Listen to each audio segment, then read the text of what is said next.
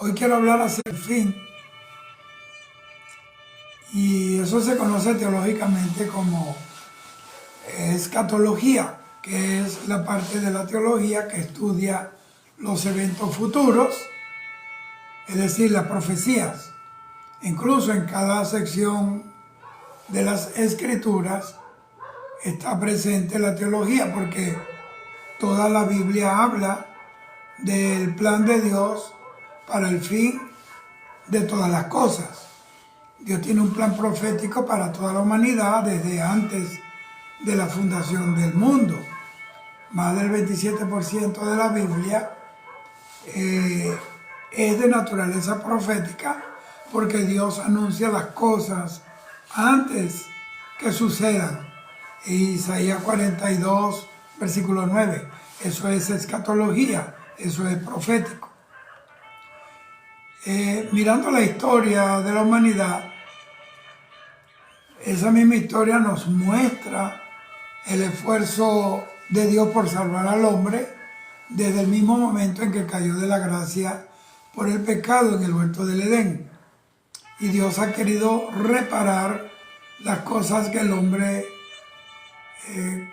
caído torció desde el momento que cayó.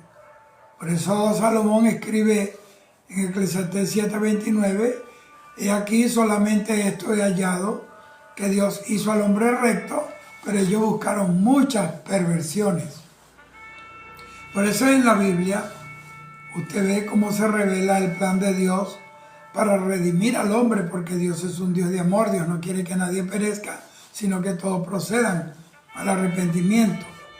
Pero debemos entender que hay libros y pasajes bíblicos que se dedican específicamente a la explicación de los tiempos del fin, es decir, a la profecía. Entre el libro con contenido profético más extenso tenemos el libro de Apocalipsis. Apocalipsis en griego es apocalipsis, que quiere decir descorrer el velo o como abrir la persiana para ver en el futuro. Y en este libro encontramos la revelación de Jesucristo, Apocalipsis 1:1. Apocalipsis, lamentablemente, es el libro menos leído por los cristianos y el menos predicado y enseñado desde los púlpitos, desde los altares. Hay un desinterés por este libro, que es precisamente el que está cerrando la historia de la humanidad. Pero la importancia del Apocalipsis es vital para poder comprender el plan escatológico de Dios para el fin de la raza humana. Hay otros pasajes de la Biblia que enfocan el tiempo del fin, pero Apocalipsis nos da el panorama más claro de las cosas que van a suceder de una manera cronológica. Así que a medida que avanzamos, o que tú avanzas en el estudio del libro de Apocalipsis, vas a ver fragmentos de la era de la iglesia,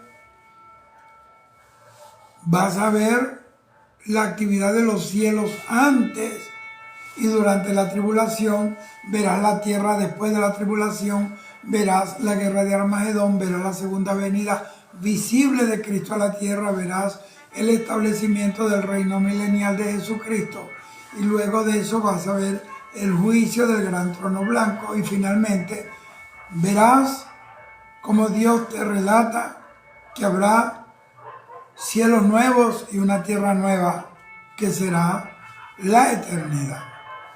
De ahí en adelante ya todo es eterno. Entonces, cuando leemos, queridos hermanos,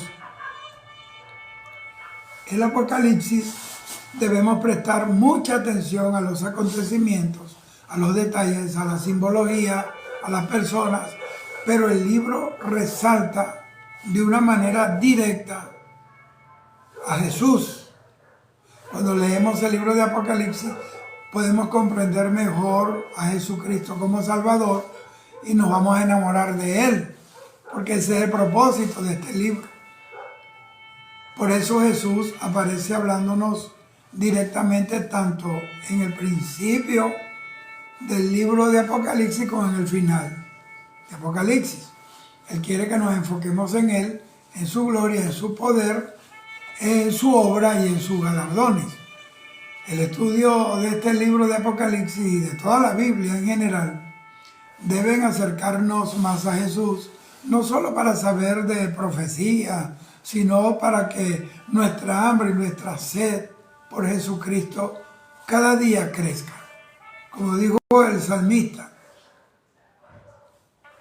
mis carnes anhelan a Dios, al Dios vivo. Mi alma tiene sed de Dios. Jesús dice al final de este libro, Apocalipsis 22, 17, el Espíritu y la novia dicen, ven. La novia es la iglesia, la novia del Cordero. Ven, y el que oye, diga, ven. Y el que tiene sed, venga. Y el que quiera, tome del agua de la vida gratuitamente.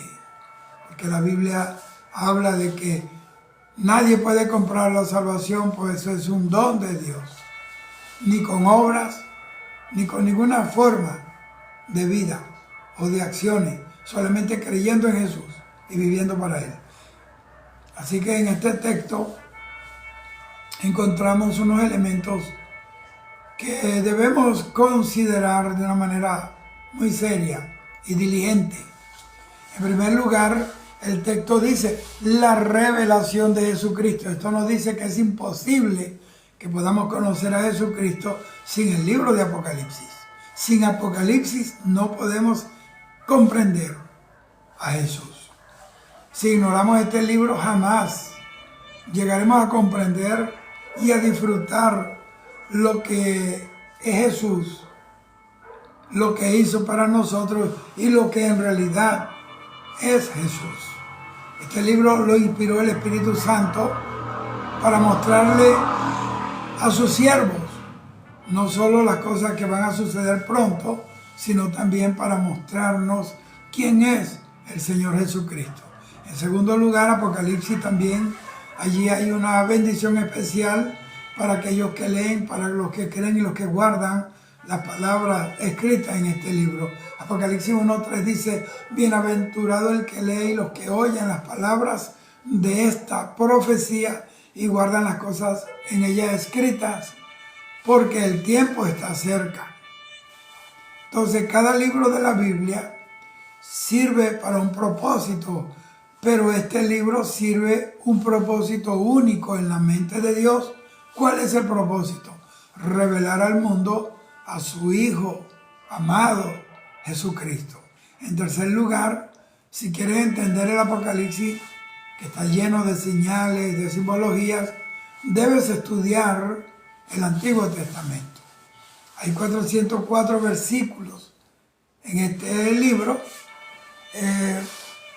y dentro de estos hay entre 500 y 800 referencias al Antiguo Testamento.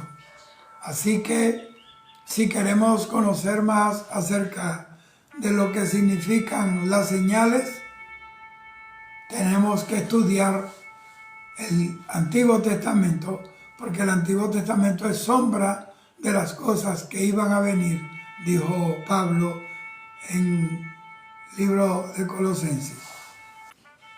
Hay quienes prefieren unos libros más que otros, pero estudiar toda la Biblia te va a llevar a entender todo el plan de Dios para los hombres. Hay libros de la Biblia que pocos se animan a leer y a estudiar porque lo consideran enredados, muy largos, confusos. Por ejemplo, como es el caso del libro de Números, de Deuteronomio, de Levítico. Pero la verdad es que necesitamos toda la palabra de Dios, porque la palabra de Dios dice en la Biblia que es útil para enseñar, para instruir en justicia, para que el hombre de Dios esté enteramente preparado para toda buena obra. Amados, necesitamos la Biblia. Y yo estaba leyendo estos días, me ha inquietado mucho el sermón del monte de los Olivos. ¿Y por qué? Porque Jesús, dice la Biblia en Apocalipsis 19:10, que Él es el espíritu de la profecía. Jesús es la escatología viva. Él es la revelación del Padre. Él vino a revelarnos al Padre y su plan para con el hombre. Por eso siempre Él enfocó los eventos del fin, como lo hace el libro de Mateo 24, Mateo 25, Marcos 13 y Lucas 21.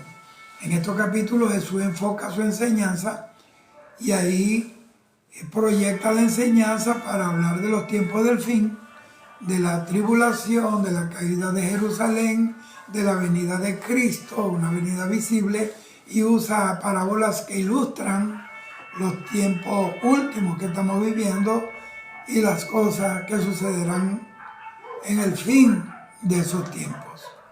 Mateo capítulo 25, versículo 36, ahí Jesús señala el día de su venida, pero anuncia que nadie sabe ni el día ni la hora en que va a ocurrir, pero nos manda a que estemos velando en todo tiempo y que estemos alerta a las señales que van a suceder pronto. Esto es conocido teológicamente como la doctrina de la inminencia, que enseña que la gente de Dios debe estar preparada, lista, ready, esperando el regreso del Señor. El apóstol Pablo nos enseña que hay galardón para aquellos que viven una vida bajo esta doctrina de la inminencia, porque están siempre esperando la venida del Señor.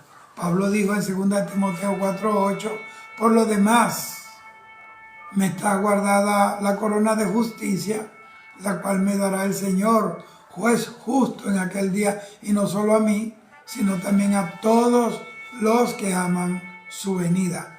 Para esto hay que amar la venida del Señor. Hay gente que ni siquiera predican de esto. Hay gente que ni recuerdan que hay un arrebatamiento prometido en la Biblia.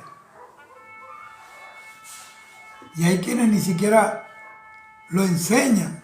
Este es un tema que nadie está enseñando. Pocos son los que están hablando del fin, del juicio final, del rapto de la iglesia. Entonces, la Biblia describe el rapto de la iglesia, el arrebatamiento, la palabra arpazo en griego, que es arrancar algo con fuerza, y es lo que Dios va a hacer. Va a arrancar la iglesia con su poder de la tierra para librarla de los juicios que van a caer sobre la tierra, y los muertos en Cristo también resucitarán primero.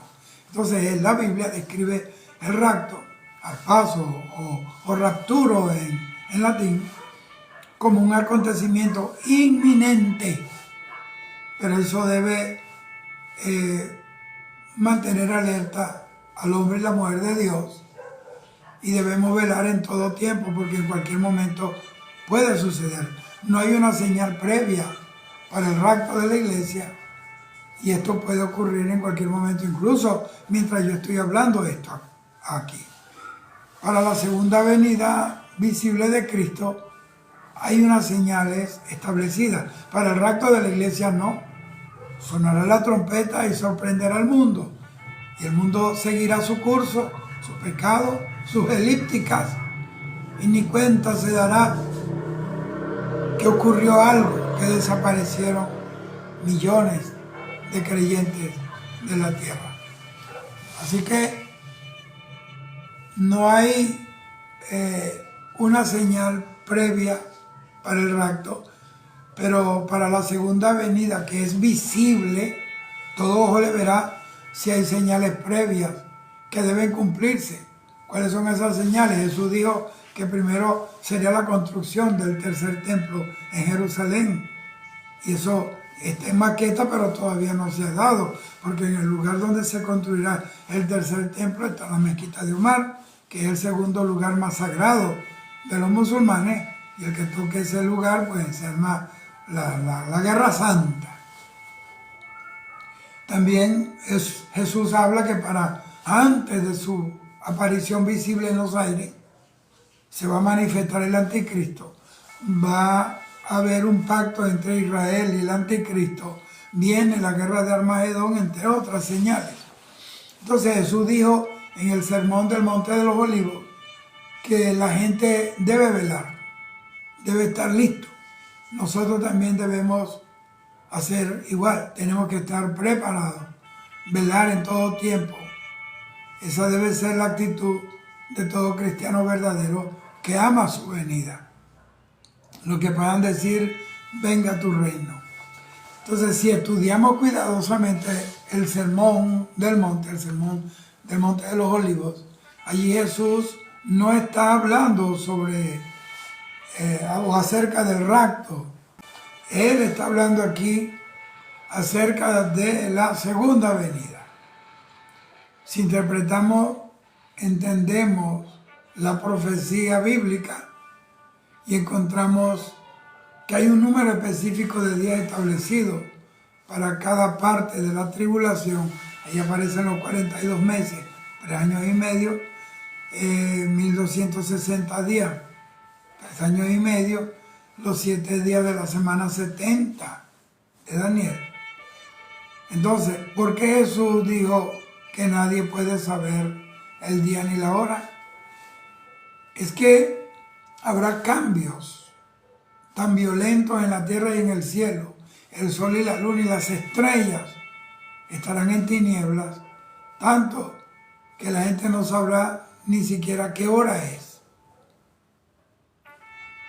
Bendito sea, aunque también el tiempo del arrebatamiento, el Señor lo escondió de todo género humano, que ni los ángeles saben, solamente el Padre. Entonces, hay quienes leen, por ejemplo, Mateo 24:34, y dicen, la tribulación no será en el futuro. Jesús habló acerca de la destrucción del templo, y eso ocurrió en el año 70 después de Cristo. Eso es lo que quiso decir el Señor Jesús en Mateo 24:34. Dice, de cierto os digo, que no pasará esta generación hasta que todo esto acontezca. Entonces, ¿a qué generación se refirió el Señor Jesús cuando dijo esta generación? El texto dice que esta generación es la generación que ve la higuera reverdecer y brotar hojas. En la Biblia la higuera siempre representa a Israel. Hay 2 higueras. Una es Israel y la otra es la iglesia. Pero no voy a hablar de ese tema hoy. Así que la generación que ve a Israel brotar y convertirse en un país nuevo, independiente, es la generación a la que Jesús se refirió aquí. Desde el 14 de mayo de 1948, los judíos han sido reunidos en su patria antigua. Ellos son los legales herederos de la tierra prometida. Antes de esto, nunca sucedió algo como esto en la historia del mundo. El pueblo de Dios está siendo reunido allá en su tierra natal, en Israel, como lo profetizó Jesucristo. De nuevo, la higuera está brotando. Hay hojas verdes. Entonces, el contexto de esta parábola muestra que esta generación no se refiere a la generación de personas que vivieron en los días cuando Jesús habló estas palabras, sino que se refiere a una generación específica que estará viva cuando Israel se ha reunido en su tierra original. Y hay personas que niegan la realidad de la tribulación. Y yo no sé por qué lo hacen, porque eso está en la Biblia. Niegan la tribulación futura que vendrá sobre la humanidad. Y no solo ignoran con esto el contexto de estos pasajes, sino que también ignoran la clara enseñanza de las Escrituras. En primer lugar, en Mateo 24 se habla del Evangelio siendo predicado en todo el mundo, a todas las naciones, haciendo Dios a través de los predicadores y predicadoras discípulos a las naciones. Esto sucede, esto es lo que está hablando aquí, Mateo 24, sucede en Apocalipsis capítulo 14, cuando un ángel vuela por el cielo predicando abiertamente el Evangelio eterno de Jesucristo a los moradores de la tierra. Esto no ha sucedido todavía. Es la generación que esté en la tribulación quien verá el cumplimiento de todas las cosas profetizadas en el Sermón del Monte de los Olivos. Incluso Mateo 24, 21 dice, porque habrá entonces gran tribulación, cual no la ha habido desde el principio del mundo hasta ahora, ni la habrá. Entonces, cualquiera puede decir entonces que esto se cumplió cuando se dio la primera o la Segunda Guerra Mundial. Pero no específicamente pueden decir ellos que se refiere aquí al acontecimiento de la destrucción del templo de Jerusalén en el año 70 de nuestra era. En esas guerras mundiales, quiero aclarar esto, nada tuvieron que ver ni el templo de Jerusalén, ni la invasión a Israel. Dijo el historiador romano Josefo que 1.100.000 judíos aproximadamente fueron asesinados cuando Jerusalén fue destruida por las hordas romanas al mando del general Tito en el año 70. La ciudad fue saqueada y fueron llevados cautivos los judíos a otros pueblos, tal como lo profetizó el Señor Jesucristo. Unos 6 millones de judíos fueron asesinados en el holocausto judío por los nazis al mando de Hitler.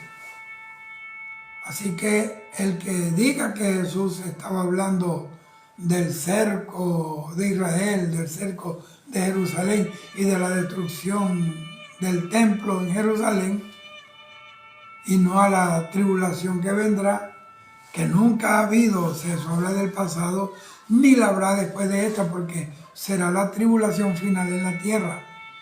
El que diga eso está diciendo que Jesús mintió cuando se refirió a Mateo 24, 21, o que Jesús desconoce la escatología. Entiendan que en Mateo 24, 21 Jesús estaba hablando de un tiempo futuro que aún no ha ocurrido, que será peor que cualquier cosa que los hombres puedan imaginar. Pero en esta profecía Jesús da gran esperanza cuando anuncia su regreso glorioso a la tierra para salvar a su pueblo, llevándoselo al cielo de su Padre Celestial, preparado desde la fundación del mundo, y también juzgará a los malvados de la tierra. Esto es la alegría para los hijos de Dios, pero debe ser también un terror para los rebeldes, los que aman más las tinieblas que la luz. En el Sermón del Monte de los Olivos, Jesús hace una advertencia. Se dio esa advertencia para darle esperanza a la gente de que hay esperanza de salvación y de huir de esos días terribles que vienen, que la Biblia llama el día espantoso de Jehová. Y eso se dio para mostrar lo que va a suceder a los seres humanos en el final de los tiempos, cuando Jesús viene a juzgar. Dice Apocalipsis 6, 17, ¿y quién podrá sostenerse en pie delante de Dios? Entonces, estos son pasajes poderosos con unas enseñanzas vitales que para los que vivan en los días de la tribulación mundial, las almas, óigame bien, vendrán a Cristo después del rapto, mientras que estas cosas se vayan cumpliendo. Mucha gente de esos días van a recordar las enseñanzas de Jesús y las predicaciones que dimos los predicadores en la tierra, y se van a volver a Jesucristo y sabrán que el fin está muy cerca y correrán por sus vidas para salvar sus almas a los brazos del Señor Jesucristo. Daniel capítulo 9, este es un poderoso capítulo que nos enseña escatología, sobre todo Daniel capítulo 9, versículo 20 al 27, porque aquí se registra la profecía de las 70 semanas de Daniel, que es muy importante si queremos comprender el calendario profético de Dios. Aquí vemos que Dios específicamente está elaborando un plan profético perfecto y Él determina el tiempo para llevar a cabo su plan. Necesitamos estudiar cuidadosamente este pasaje de la Biblia si queremos entender el horario de Dios. Este pasaje nos da una descripción muy clara, nos muestra el plan completo profético de Dios acerca de Israel. El plan profético de Dios afecta al mundo entero, pero el enfoque principal es el plan de Dios para su pueblo Israel. Pero lo más importante del plan de Dios es que muestra que Jesucristo es el Mesías. Para mí, para José Ramírez, Apocalipsis, el Sermón del Monte de los Olivos y el libro de Daniel capítulo 9 son los tres pasajes más escatológicos de la Biblia. Tenemos que evaluar el impacto de estos tres grandes porciones de la Biblia. Veamos algunos otros pasajes que nos muestran una clara escatología que nos revela las cosas que van a suceder. Daniel capítulo 11, versículo 36 y Daniel 12, versículo 4. Ahí en Daniel 11, 36 hasta el versículo 40 y Daniel 12, versículo 4 son pasajes importantes en el estudio de la escatología, de la profecía. Los últimos tres capítulos enteros de Daniel son una parte muy importante de la profecía bíblica, pero para señalar lo que quiero enseñarles hoy está en Daniel 11:36 al capítulo, y lea también el capítulo de Daniel, capítulo 12, versículo 4. La visión final de Daniel puede resultar algo confusa porque él traza el futuro y su historia desde el rey Darío hasta la gran tribulación. Entonces hay una serie de reyes y reinos que se mencionan en la visión de Daniel. Todos menos uno de ellos ya se ha cumplido por los gobernantes y por los reyes que han vivido en la tierra. La principal enseñanza escatológica de este pasaje es acerca del anticristo, de sus guerras durante la tribulación, un poco antes de la segunda venida visible de Cristo. Esa profecía comienza en el versículo 36. Ahora mismo vivimos en el intervalo entre Daniel 11:35 y Daniel 11:36.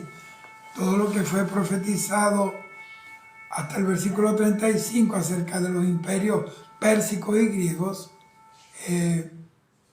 ha sido cumplido de manera precisa, de una manera matemática. Pero en el versículo 36 se habla de un gobernante, de un rey que todavía no ha llegado al poder. Él es conocido en la palabra como el anticristo, como el hombre de pecado, como la bestia, como el hijo de perdición. No es Hitler, no es Antíoco Epífanes, como algunos han dicho. Él es alguien cuyas profecías aún no se han cumplido. Se nos ha dado mucha información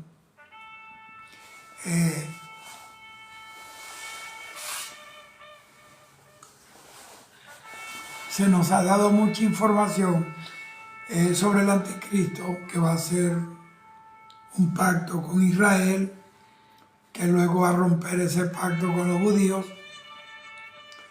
va a contaminar el santuario y va a introducir la abominación desoladora en el templo de lo que habló Jesús y Daniel, que cuando veáis la abominación desoladora en el lugar santo, sabéis que el tiempo es tiempo del fin. En este pasaje se nos enseña el anticristo como un genio político y militar. Él será un orador elocuente y convincente, y será cruel, va a ser sanguinario. Él será un maestro de la intriga, del engaño. Él va a blasfemar a Dios y se va a engrandecer sobre todos los dioses. Él no tendrá ningún deseo natural por las mujeres. Él se va a amar a sí mismo y va a adorar al Dios de la fortaleza, que es Satanás. Él va a reinar sobre muchos y va a derrocar a muchos países que no se sometan a su gobierno. Él va a conquistar las naciones y va a tomar el botín para sí mismo. Él se creerá indestructible, pero la profecía dice que él será vencido por el Señor Jesucristo cuando aparezca el Señor en el cielo con sus ejércitos celestiales.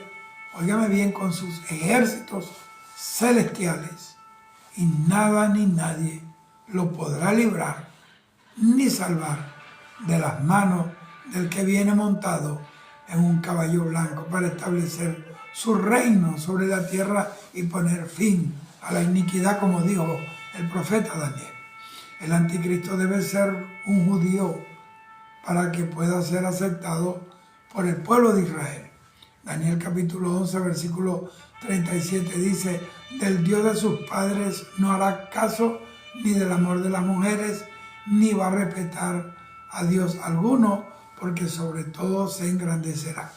Óigame bien, este pasaje señala que el anticristo debe ser un judío, tiene que ser un judío. Además, la profecía dice que el anticristo es recibido como Mesías. Él debe ser un judío, ya que un judío nunca va a aceptar a un gentil por Mesías, jamás. Este rey en Daniel capítulo 11 es también el cuerno pequeño de Daniel capítulo 7 y la bestia que sale del mar, Apocalipsis capítulo 13. El cuerno pequeño y la bestia, ambos se refieren al gobernante del Imperio Romano resurgido, revivido. Muchos eruditos descubren que es muy difícil de creer que el jefe del Imperio Romano sea un judío.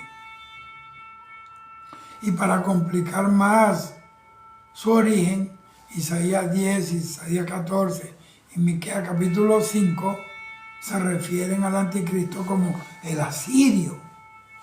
De todos modos, a mí no me importa quién y de dónde vendrá el anticristo. ¿Por qué? Porque yo no estoy esperando al anticristo, yo estoy esperando al Señor Jesucristo. El anticristo va a ser conocido por los que vivan para los días de la gran tribulación. Nosotros nos iremos al cielo antes de la tribulación y antes de la manifestación del anticristo.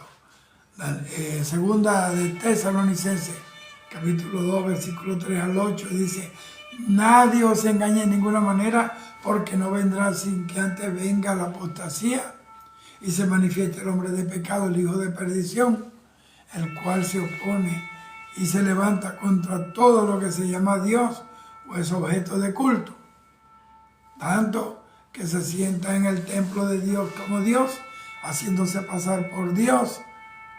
¿No os acordáis que cuando yo estaba todavía con vosotros os decía esto? Y ahora vosotros, dice Pablo, sabéis lo que lo detiene, a fin de que a su debido tiempo se manifieste.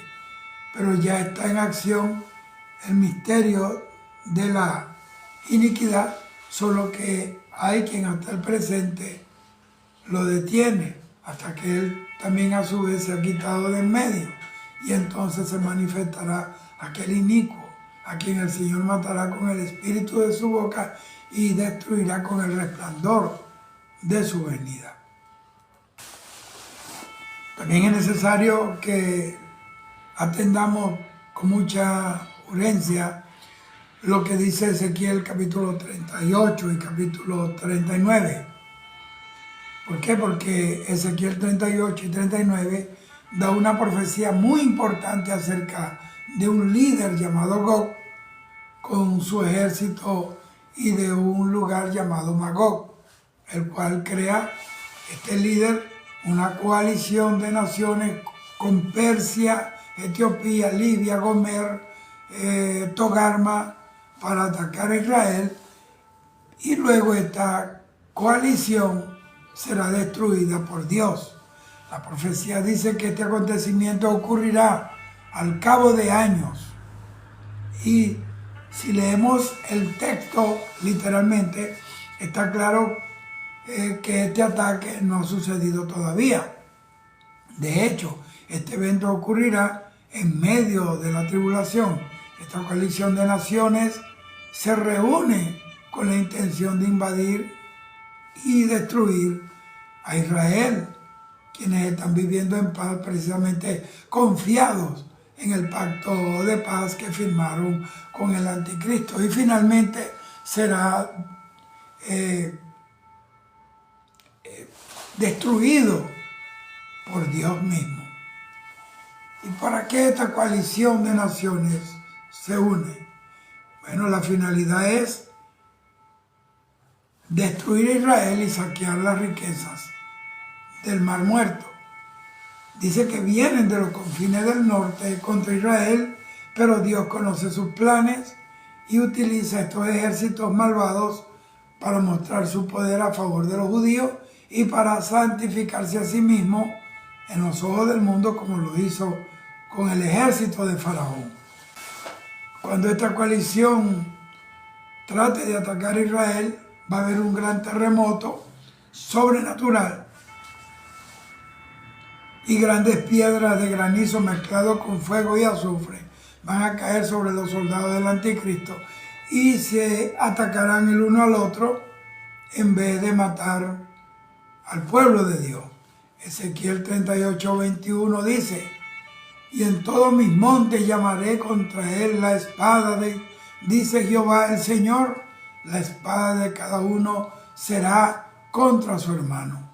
Esto hará que el mundo entero sepa que hay Dios vivo, hay un Dios vivo, hay un Dios todopoderoso que gobierna el universo y a los hombres y que lucha por su pueblo amado de Israel. La destrucción de los ejércitos del anticristo será total. No quedará ni uno. Tanto que durarán 7 meses para poder enterrar a todos los muertos. Y sus armas serán recogidas y quemadas durante 7 años. También se nos da la profecía en Ezequiel capítulo 38 y se vuelve a contar en el capítulo 39. Esto no es una alegoría, eso es algo que va a suceder literal.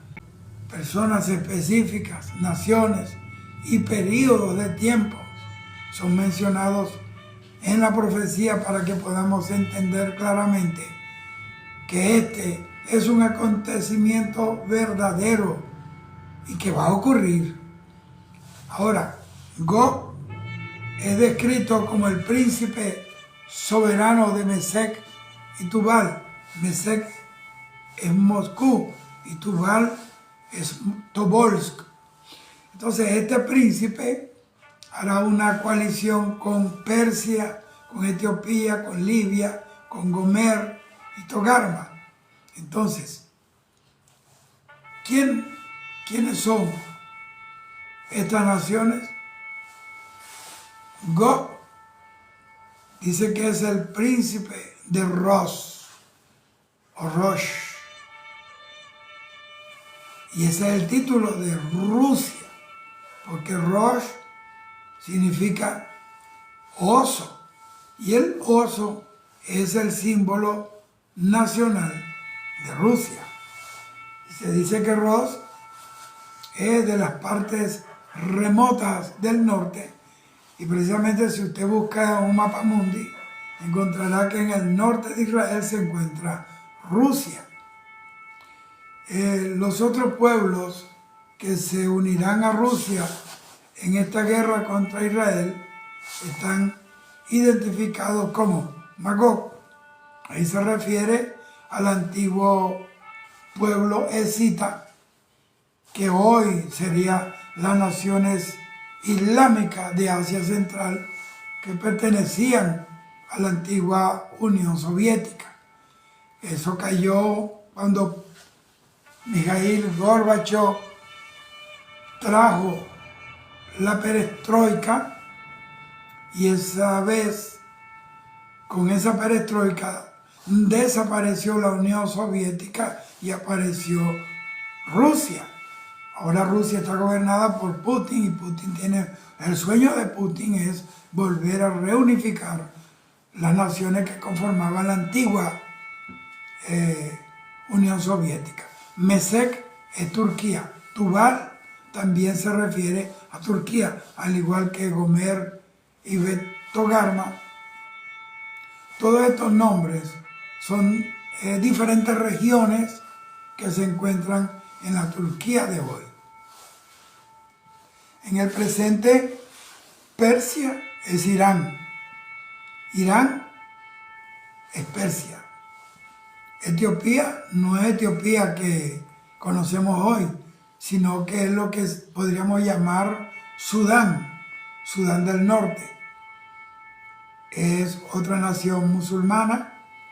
Y por último, Libia, o a veces también se refieren, la Biblia habla de Libia como Fut, y es parte de esta coalición. Pero en el presente Libia también se llama Libia. Esto nos dice que el líder de Rusia va a formar una coalición de naciones musulmanas para destruir a Israel, pero será para ser derrotado por el mismo Dios sobre los montes de Israel. Allí caerá él y sus tropas. Y si vemos las noticias hoy, vemos como Rusia ha crecido diplomáticamente, armamentísticamente, y ha estrechado relaciones peligrosas con Irán, con Libia y con Turquía al mismo tiempo. Entonces Turquía le ha dado la espalda a Israel a pesar de que fueron aliados. Esto dice que el escenario está preparado para que las profecías de Ezequiel en los capítulos 38 y 39 sean cumplidas. Miremos estos tres textos más. Zacarías capítulo 14. Zacarías 14 allí enfoca la profecía bíblica, la guerra de Armagedón y la segunda venida de Cristo y el establecimiento del reino milenial de Jesucristo en la tierra. Este es uno de los textos en la Escritura que enseña que el Señor Jesucristo va a regresar a la tierra. Él va a descender del cielo, y dice la Biblia ahí en Zacarías 14 que Él va a posar sus pies sobre el monte de los olivos, y allí va a destruir a los ejércitos de la tierra con la palabra que sale de su boca, y el anticristo va a ser destruido con el resplandor de su venida. Dice que las personas que luchen contra Jerusalén van a morir de pie, ni se darán cuenta que ya están muertas, y sus ojos se van a deshacer en sus cuencas, esos ojos que miraron tanta iniquidad y que la apartaron del trono de Dios. Y dice que sus lenguas, escúchame, se van a deshacer en su boca, esa lengua blasfema, mentirosa, esa lengua que invocaron otro Dios en vez del Dios eterno que es bendito por los siglos. Zacarías 14:12 dice eso. Es que, escúcheme, horrenda cosa es caer en las manos del Dios vivo. Cuando Cristo regrese va a haber un gran terremoto, eso lo dice la Biblia. Y el monte de los olivos, ahí en Zacarías 14, dice que el monte de los olivos se va a partir en dos y se va a hacer un gran valle que los judíos van a usar para escapar de la destrucción de la ciudad. Zacarías dice en Zacarías 14:5, y huiréis al valle de los montes, porque el valle de los montes llegará hasta Asal, huiréis de la manera que huiste por causa del terremoto en los días de Usías, rey de Judá, y vendrá Jehová mi Dios, y con él todos los santos. Este evento del que habla el profeta Zacarías será un evento literal, histórico. Y va a suceder así como se describe allí, literalmente. Esta es una profecía literal, en donde Jesús va a regresar físicamente a una batalla real. Estos deben entenderse como acontecimientos verdaderos, literales, que van a suceder. En Zacarías 14 también dice que la luz del día disminuirá y que la gente no va a saber si es de día o si es de noche. Los tiempos serán trastornados y nadie va a saber si es de día o si es de noche. Toda la tierra será cubierta de tinieblas. ¿Por qué? Porque eso es lo que ellos amaron, las tinieblas más que la luz. Dice que va a haber perpetua confusión sobre los impíos. Entonces, después de la guerra de Armagedón, Jesús va a establecer su reino milenial en la tierra y dice la profecía que de año en año todas las naciones que sobrevivan a la gran tribulación van a subir a Jerusalén para adorar al Rey y para celebrar la fiesta de los tabernáculos o la fiesta de Sukkot, y que los que no suban a adorar al Señor, dice que no lloverá sobre su tierra y habrá una plaga sobre ellos. Eso está en Zacarías 14:18. Aquí vemos que en el milenio todavía va a haber naciones organizadas en etnias, en cultura, pero el enfoque de todo el mundo de entonces será adorar al Rey en Jerusalén, y el Rey se llama Jesucristo, Rey de Reyes y Señor de Señores. También segunda de Tesalonicenses capítulo 2 nos da una idea de la condición espiritual que da paso al fin de la historia humana. Allí se nos ha dicho que habrá una gran apostasía antes del día del Señor, y también se nos da una información clara sobre ese personaje llamado el anticristo, el hijo de perdición, el hombre de pecado. También aprendemos que la manifestación del anticristo está detenida por la presencia del Espíritu Santo y de la iglesia de Jesucristo sobre la tierra, pero en el momento que suceda el arrebatamiento, el rapto de la iglesia, el anticristo va a subir al poder, y él tiene el poder de Satanás y será capaz de hacer señales y prodigios mentirosos, y con esas señales mentirosas va a engañar al mundo entero y va a obtener el control de toda la tierra. Dice que él se va a oponer a Dios y se va a exaltar sobre todos los dioses y se va a proclamar a sí mismo como Dios en el templo en Jerusalén. Y esto es lo que da inicio a la segunda mitad de la semana 70 de Daniel, es decir, la gran tribulación. Millones de millones serán engañados por el anticristo y van a creer en él. ¿Por qué? Porque como rechazaron la verdad de Dios en Cristo Jesús, en segunda de Tesalonicenses capítulo 2 versículo 11 dice que como rechazaron la verdad de Dios, entonces Dios les envía un poder engañoso para que crean a la mentira. Y Satanás es el padre de mentira. Detrás de cada mentira están las manos asquerosas de Satanás. Pero las Escrituras declaran también el fin del anticristo. Su final, terrible. Segunda Tesalonicenses capítulo 2, versículo 8. Dice, y entonces se manifestará aquel inicuo, hablando del anticristo, a quien el Señor matará con el espíritu de su boca. Por eso toda palabra de Dios son espíritu y son vida. Y va a destruir al anticristo con el resplandor de su venida. Un resplandor porque todo ojo le verá. Y verá como Dios destruye a los enemigos del pueblo de Israel.